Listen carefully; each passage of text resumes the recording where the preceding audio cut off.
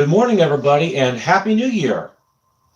Okay, today is January 8th, 2023, and after talking for a few weeks during Advent about some foundational materials, how to define magic, magic and the magisterium, demolishing false beliefs, and so forth, I'd like to throw ourselves in and talk about beginning your practice. What's at the foundation of building up a successful magical practice?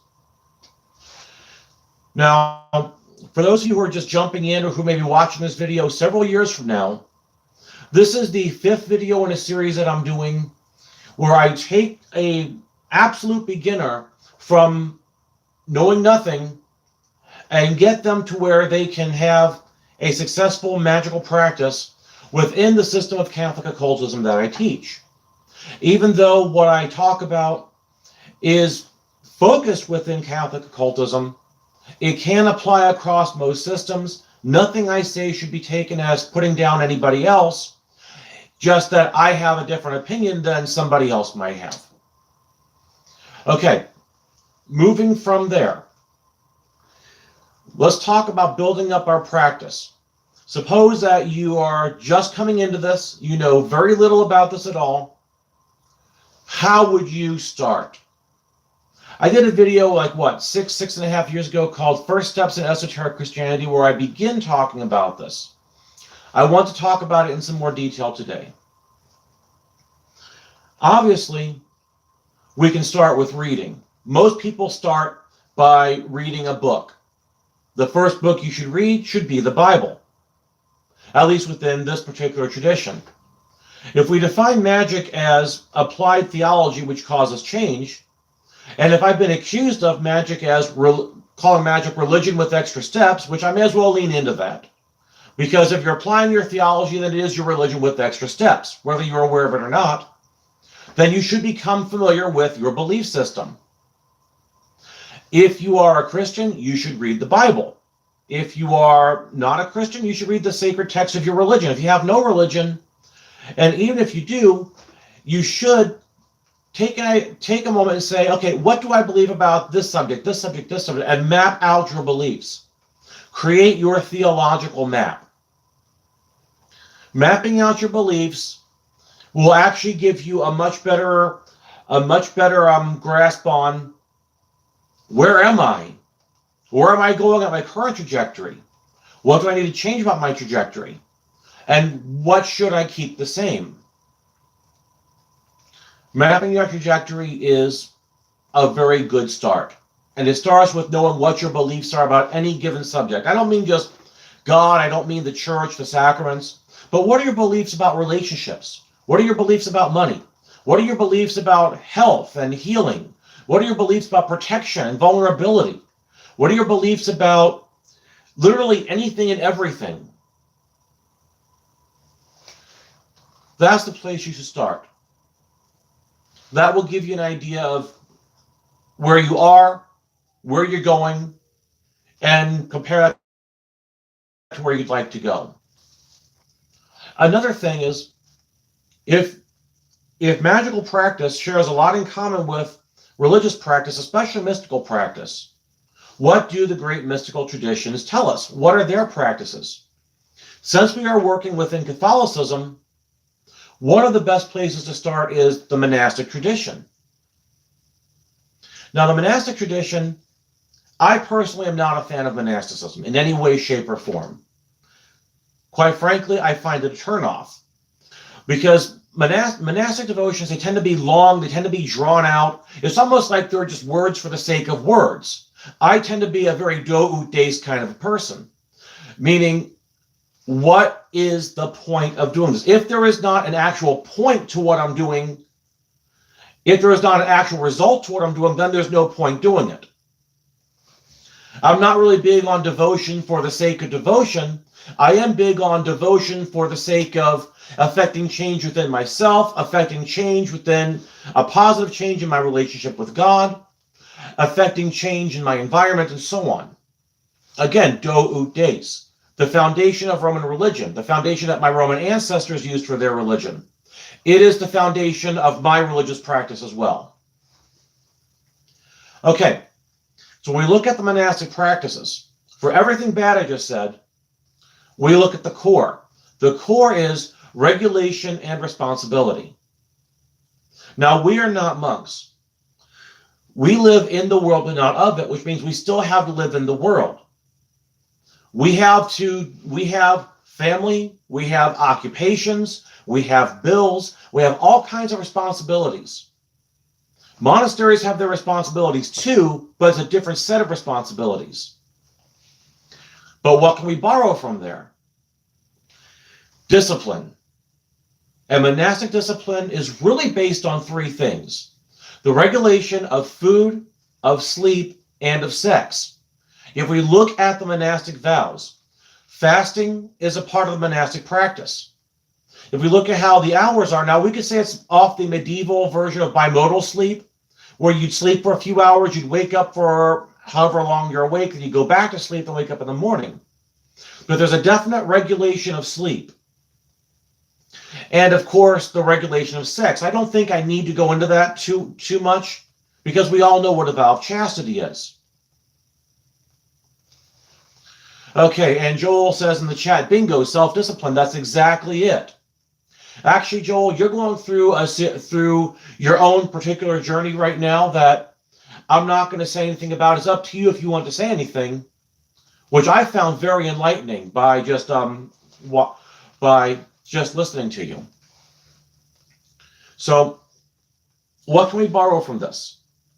And what can we apply to what's here in the world? In fact, I should say that the way I'm going about this is 3 steps: solve, coagula, and practica. Break it down, build it up, put it into practice. That's how I'm looking at this. So with these 3 things, we look at our own lives. Well, we can't cut ourselves off from food. If we want to live, then we have to eat. But we can regulate what we eat. We can regulate what we eat. It could be the specific foods that we eat. It could be the amount of food that we eat. It could be occasional periods of fasting and or abstinence, which I would say only do under the guidance of a physician if you have health issues, or if you are concerned about certain issues occurring. Because the shock that you can produce in your system when you just cut off all food, it can cause issues with the body. Francisco says hi. Hey there, how's it going? So be careful with that. Now with sleep, you have to have sufficient sleep to go about your daily duties. You have to have sufficient sleep to be able to do your job well. You have to have sufficient sleep to be able to take care of your family well, to handle your responsibilities. But the basic thing with sleep is don't become a couch potato. We can actually take sleep. There's sleep that is healthy, and then we could use it the rest as an analogy for sloth, or just laziness, or just not doing anything, not having any motivation. So what I have right now is the regulation of what you put into your body, and all of these have analogies. The regulation of your downtime, your uptime versus downtime balance. And third, when we talk about sex, now, when you live in the world, if you're married, then I hope you have some kind of a sex life. There can be few things worse than a marriage that doesn't have that. But this comes under responsibility. Are you responsible with how you handle yourself? Are you responsible in terms of your selection of partners, in terms of Joy, we just had the disconnect again. There are internet connection problems with this house. I am looking to find another location. For those of you on Subscribestar and Patreon, I will be delivering a state of the real estate address very soon in order to give you the heads up on what's going on there. Okay. We're talking about sex. So this is not about cut yourself off completely, as many disciplines would have you say. It's not about that, because what you can do there is you can suppress yourself so hard that you have the opposite effect. Okay, suppose you have a high sex drive. Suppose you have a desire for this, and you just try to cut yourself off. Now, here's the thing. Eventually, you will desensitize yourself to it. You will desensitize yourself to it, but you also run the risk of turning yourself into a ticking time bomb. You can literally drive yourself insane by suppressing yourself. You don't want to repress or suppress yourself too hard. What you want to do in all three of these things is a disciplined freedom. Because disciplined freedom is the only way a person can truly be free. You have your freedoms. I am free to eat. I am free to sleep. I am free to have a sex life, provided I am within those circumstances where it is virtuous. However, I am not free to be a glutton. I am not free to be lazy. I am not free to put my energy into everybody else's body and everybody else puts their energy in my body, because that will have consequences. And we will talk about this. We will talk about this in more detail later.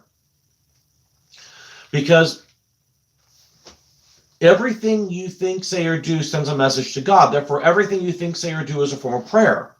However, everything you think, say, or do could help you or it could harm you. And Francisco says, transmutate bad habits / energies into productive things is key. That's exactly where I'm getting at here. Thank you for saying it in fewer words and saving everybody else the ramble. So when we look at our beginning practice, we should ask ourselves, what is my diet like? What is my sleep-wake schedule? In fact, not sleep-wake schedule, but what is my productivity to unproductivity like? A magician is a productive person. The Picatrix, and for good reason, gives us a list of a number of skills that a person should have before they can call themselves a magician. A number of these: tending crops, commanding armies, all kinds of skills that most people, especially in our modern day, would think have nothing to do with magic. They have a lot to do with magic. I am definitely going to be getting to that in a future video in this series.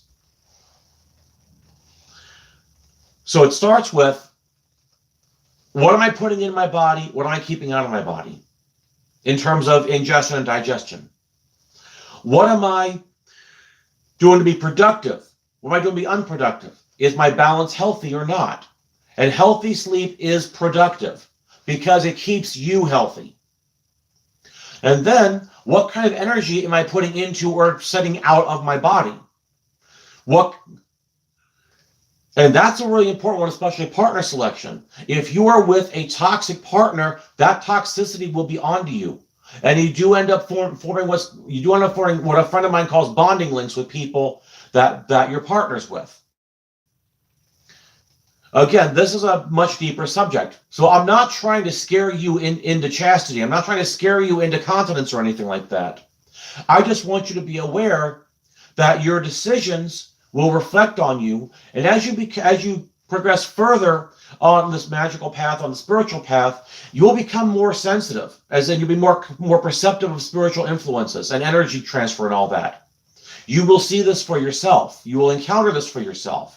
You will experience this for yourself. So all I'm doing right now is giving you a heads up. So with these three things, we look at these things and we figure out what is the right balance for my life. What is the right balance for my life? What is the right path for me to pursue? And how should I tweak this? Think of it like remember the old boom boxes from the 80s, how they'd have like the sliding equalizers on them? One is bass, one is mid-range, one is treble. You figure out which one is which, and you adjust it as you need to work for you personally. Note, this is not a lecture on morality. I said a long time ago, I'm tired of being that guy.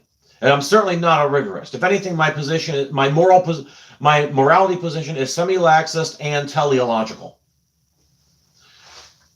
With that in mind, the next step, once you get the balance of your physical life together, and the next step, which you should also be doing at the beginning, is what is your morning and evening exercise?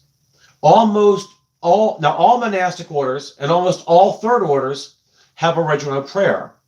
For monastic orders, you have the 7 hours of the divine office. Matins, lauds, prime, which was suppressed after Vatican II, but traditionalists still do it. None, sext, Wait a second. Matins, lauds, prime, terce, none, sext. No, terce, sext. I'm getting it all mixed up, but matins, lauds, prime, none, sext, terce, vespers, compline. Okay, 8 hours. They all do that. The third orders are people who live in the world, but they want to follow spirituality, like third order Franciscans, for example. These are laymen and laywomen who live in the world. They have jobs, they have families, but they want to follow, or they're this Franciscan spirituality or attracted to Franciscan charism. We find this many groups have third orders. Their rule will just be morning and evening prayer, typically lauds and vespers. With the group that I'm working with, it's lauds and compline. Lauds is around sunrise or when you get up in the morning, and compline is right before you go to bed. The reason we chose compline instead of vespers is that vespers, for most people, it's around dinner time. It's around dinner time, or you're doing stuff, you'd be working on a project on the computer, or you might be at work, or you may be with the family, and all of a sudden, oh, wait, I forgot to do this. But compline you do right before bed. It's a lot harder to forget. So it works more easily with the individual's natural schedule when you wake up and when you go to sleep. But the point here is prayer. How does your prayer life look? Because while the food, sleep, and sex thing involves your relationship with yourself and relationship with others, your prayer life involves your relationship with God. And as I've mentioned before, your entire practice is both vertical and horizontal. It's vertical in your relationship with God, in your relationship with the saints, the angels, with our mother, with the inner planes, and so on. And it's horizontal in your relationship with your fellow human beings, with the animals, with the plants, with the rocks, and with every part of physical creation. Why do I say every part of physical creation? Because the magician seeks to effect change within physical creation. And you do not affect change in that with which you have no relationship. Therefore, you must have relationship with spirit and you must have relationship with matter. Your way of carrying yourself, your moral character, your moral behavior determines your relationship with both. Now, this is a far cry from the canard that we're saved by faith, not by works, but even people who say that, if you press them hard enough, they will admit that works play into it because they judge you by your works. You may say, I'm saved, I've accepted Jesus into my life.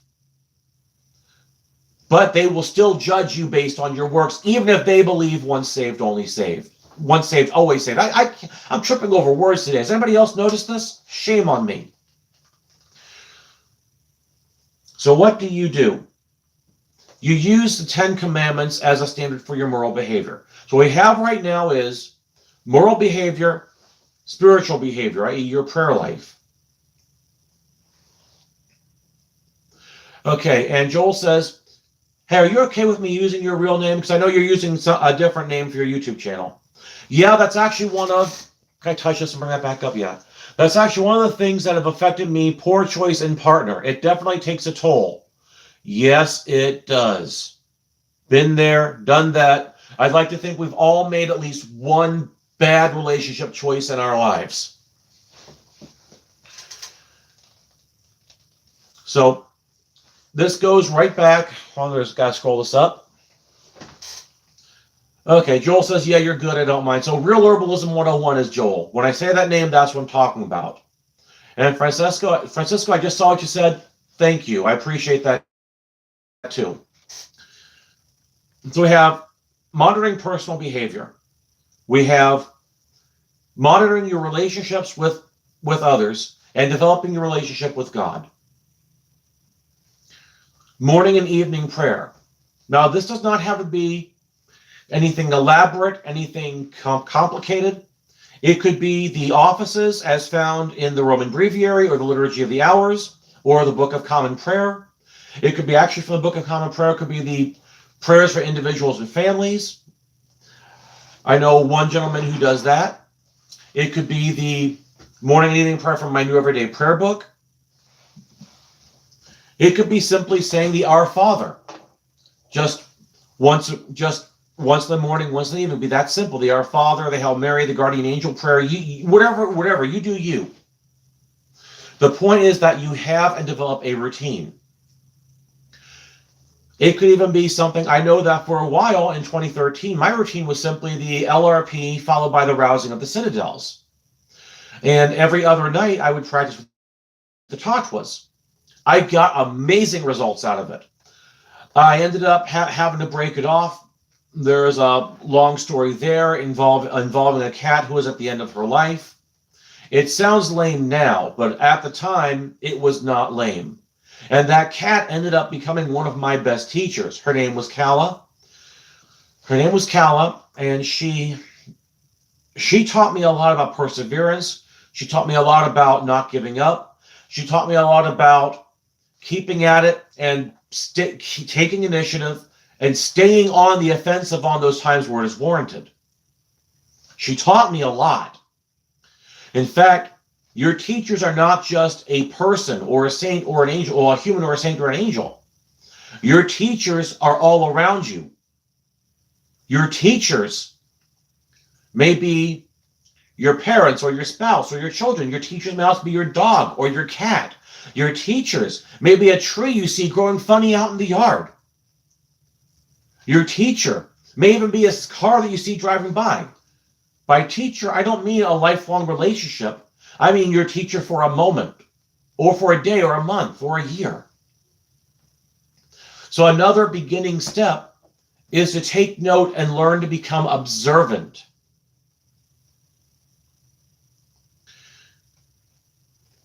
Francisco says, I do the LBRP every day and I pray a rosary. Excellent.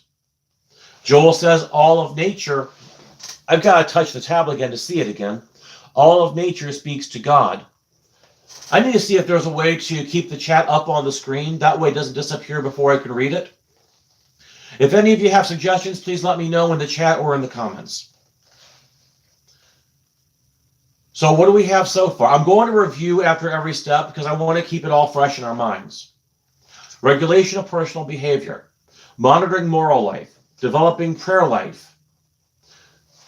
So as we develop this, now it could be the rosary, it could even be the morning and evening prayers that I created in the Magic of Effective Prayer that I then put into daily magical devotions.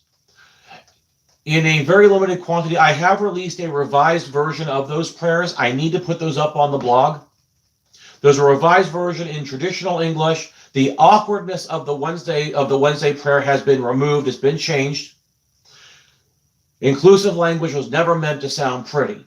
Therefore, I'll jettison the inclusive language if it conflicts with being pretty. And so what's next? Our teachers, which we've already talked about. So what I would recommend, because I've talked a lot in circles, I've talked a lot of rambling just now, but if you're just beginning, you probably want to know, okay, all good and well, but what the hell do I do? That's probably what you want to know. You probably want to know that. So I'm going to break it down. If you want something that's super basic and super beginning, you could begin with the LRP every day. Just that. It could be the LIRP in the morning, LBRP at night. Or you could, no. No, I've been told that in the beginning for the first few months, you just do the LBRP, morning and night. You can just begin with that. It's basic. It only takes about 2 minutes of your time. At least if you do it the way I do it, only takes 2 minutes. It can be more or less depending on your speed and your comfort zone. You could do the morning and evening prayers from daily magical devotions are actually intended as a beginner curriculum. You could begin with that. And you should also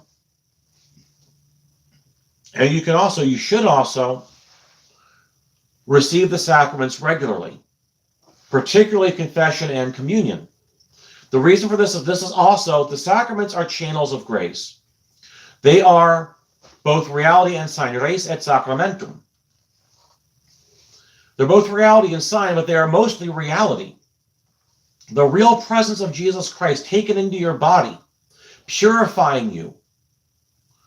And confession, which purifies you before communion, where you get the purification of Christ directly in your physical body and empowering you as well. In fact, this goes back to the grimoires. They emphasize confession and communion. Alex over Glitchbottle. Hopefully I'll remember to link this in the description when this is done, but Alex over Glitchbottle, he did a wonderful video about confession and the purpose of confession and why confession is there in the grimoires. So wonderful video. I suggest that you all check it out. And then communion, which completes the process, purification and reinforcement. In fact, the initiatory process in Catholicism, I discussed this in The Magic of Catholicism, if I recall, chapter 2. Initiation, which is baptism. Reinforcement, which is communion. Penance is purification before reinforcement. It's all reinforced. And a Catholic magician, or a Christian magician of any liturgical stripe at the very least, preferably all Christian magicians, will incorporate the sacraments and regular reception, regular if not frequent reception of the sacraments into their spiritual journey.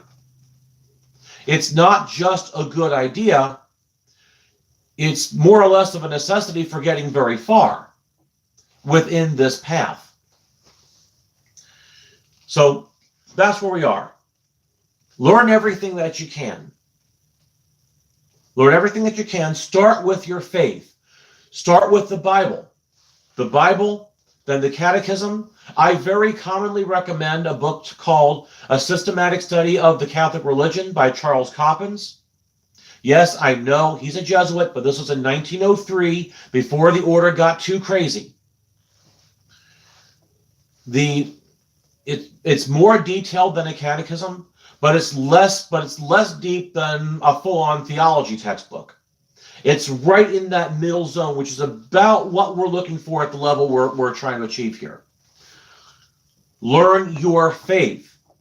And have an honest conversation with yourself. Like, do you agree with this article of the faith? Do you disagree with this article of the faith?